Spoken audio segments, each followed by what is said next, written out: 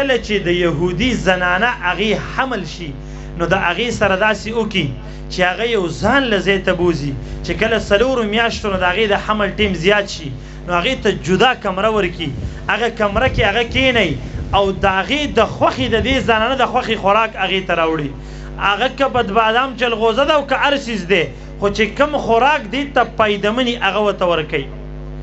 او دغه زنانه چرته خفګان ته نه ورکوي چې دې زنانه باندې د خفګان راشي ځکه د دوی نظریه دا ده چې کله دې زنانه ته خفګان میلاو شي دې سره د دې ماشوم باندې اثر پرېوځي او بیا چې کله لږ وخت تیر شي نو بیا دا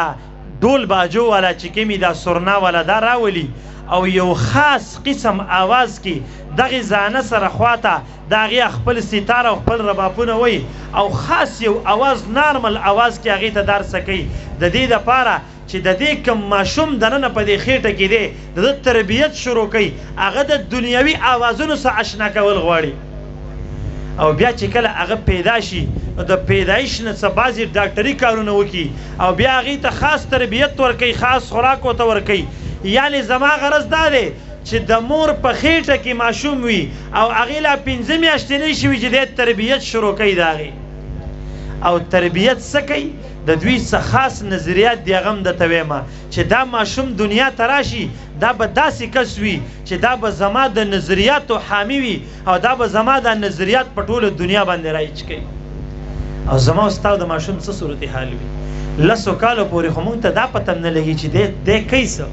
سار چې دی د کوره وځي او ماسخوتن راځي موږ ته هېڅ پته نه وي دی څه کار کوي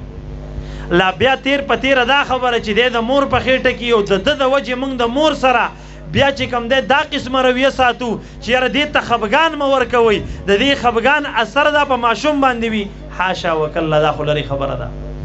د یهودیانو نظریه څه ده د هغې یو فکر دی وایي د آدم علیه السلام 2 بیبیانې وي یو خبره شریعت کړې ده یو خبره اسلام کړی ده یو حقیقت دی چې د آدم علیه السلام یو بیبي حوا علیه السلام وه او د هغې نه اولاد پیدا کېدو دغه اولاد اولا و بالذات ټول مسلمانانو بیا د قابیل او حابیل مسله راله بیا وروسته چې کوم دی دا خلک انسانیت را روانو بیا خلک چې کوم دی خرابېدله څوک مسلمانان او څوک کافران او چا یو دین چا بل د آدم علیه السلام د وخت نه یهودیت نه خو د دوی باطله نظریه څه ده وای د آدم علیه السلام 2 بیبیانې وي دا یهودیان لکه څنګه چې مونږ طالبان یو یا عالمان دا راځي دا تاسو ته بعضې خبرې ښیي او خپل دین درته ښیي دقه رنګ یهودیان عالمان د هغې چې کوم پادریان او مشران دي هغې خپلو خلکو ته دا نظریه ښیي وای د آدم علیه السلام 2 بیبیانې وي یو بیبي حوا علیه السلام وه او یو بله بیبي وای د هغې نوم و شیطانه الشیطانه نوم یې نو وای حوا علیه السلام چې کومه وه او د هغې نه به کوم اولاد پیدا کېدو نو یهودیان وایي هغه مونږ یو وایي هغه صرف مونږ یو عجیبه دا ده که نن یو سړی مسلمان دی او دی یهودي کېول غواړي چې زه یهودي کېږم او ورته وایي نه ته یهودي کېدی نه شي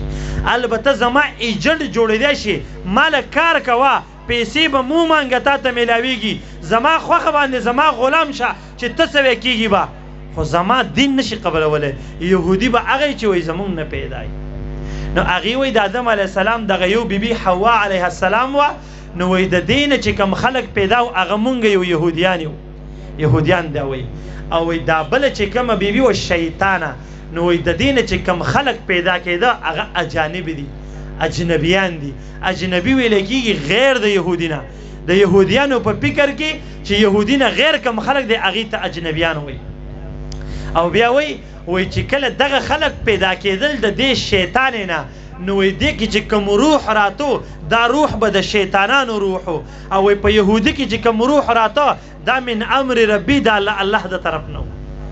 نو وایي د دې وجې نه په مونږ او په نورو خلکو کې فرق دا دی چې مونږ انسانان یهودیان د الله بندګان یو او زمونږ نه غیر چې کوم دي دا انسانان دي خو دا د الله بندگان په دې معنی نه دي چې په دې کې روح خداوندي پروت دی دې کې روح د شیطان پروت دی په دې کې ډیر کار د شیطان دی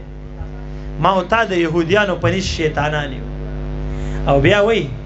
وای مونږ الله پیدا کړو عجیبه دار دا دومره بدبخت قوم دی دا يهوديان نبی علی السلام ته مخامخ وای مونږ به لږ وخت د پاره جهنم ته ځو او بیا به تاسو راځئ جهنم ته مونږ به جنت ته ځو داسې خطرناکه نظریه لري نبی علیه الصلاة والسلام ورته وایي لا هیڅ هرګز داسې نه ده او وایي مونږ به جنت ته ځو تاسو جهنم یعنی بهرحال عرض مې دا محترمو چې دغه یهودیان دا یو سوچ او فکر لري چې دا څومره خلک دي ګیرم راځي سټیج ته راوړه